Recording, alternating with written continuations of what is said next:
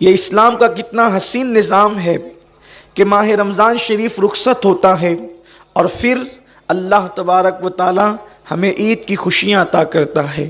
یہ عید کیا ہے؟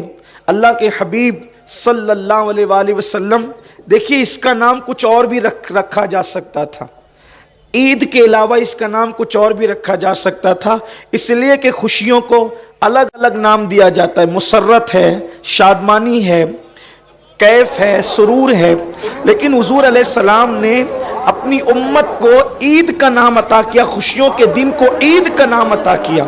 اور عید کیا ہے؟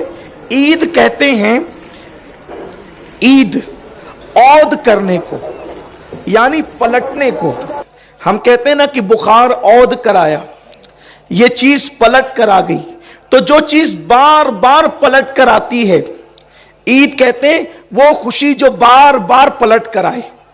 اس کا مطلب یہ ہے کہ اللہ کے حبیب نے امت کو گارنٹی دی ہے کہ غم پلٹ کر آئے نہ آئے، لیکن اے میری امت تم تک خوشیاں ضرور پلٹ کر آئے گی، تم تک خوشیاں ضرور پلٹ کر آئے گی۔ اسلام میں کوئی دن ایسا نہیں ہے جس کا نام یہ ہو کہ غم پلٹ کر آئے گا، لیکن اسلام میں عید کیا پلٹ کر آئے گی۔ اور پھر اس کے بعد صرف اللہ اکبر، عید الفطر کو عید نہیں کہا، بقرعید کو بھی عید کہا۔ اور پھر مصطفیٰ جان رحمت کا کوئی امتی سوچ سکتا ہے کہ چلو سال میں 2 مرتبہ خوشیاں پلٹ کر آئے گی، لیکن آقا نے ارشاد فرمایا ہر جمعہ مومنین کے لیے عید کا دن ہے، یعنی کہ صرف سال میں 2 خوشیاں پلٹ کر نہیں آئے گی، بلکہ ہر ہفتہ پلٹ کر آئے گی، ہر لمحہ پلٹ کر آئے گی، ہر ساتھ پلٹ کر آئے گی۔ اس لیے اس کو عید کا دن کہتے ہیں۔ عید کے دن غصے میں آنے کا دن نہیں، عید کے دن جلال میں آنے کا دن نہیں، عید کے دن غضب میں آنے کا دن نہیں،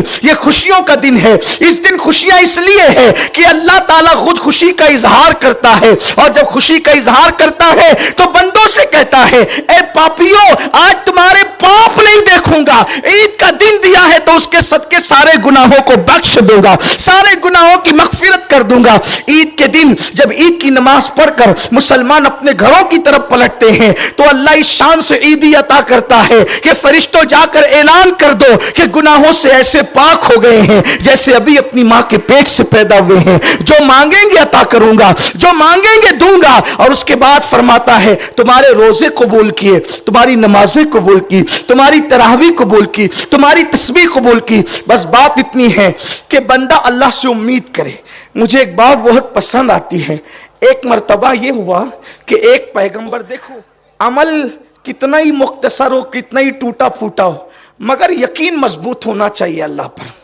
ہاں عمل کے معاملے میں ہم کمزور کبھی ہو جائیں تو ہو جائیں، لیکن یقین کے معاملے میں کبھی کمزور نہیں ہونا، یہ خاص بات یاد رکھیں۔ یقین کے معاملے میں کبھی کمزور نہیں ہونا۔ عمل میں کمزور ہونے والا جو ہے وہ بخش دیا جاتا ہے، لیکن یقین میں کمزور ہونے والا بخشا نہیں جاتا، اس لیے یقین بہت مضبوط ہونا چاہیے۔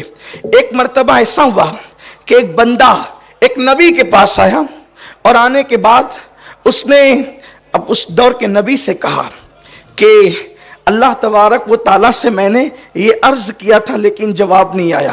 کہ کیا کہا تھا؟ کہ میں نے عرض یہ کیا تھا کہ اللہ تیرے بندے پریشان ہیں، ان کی پریشانیاں دور کر دے۔ تو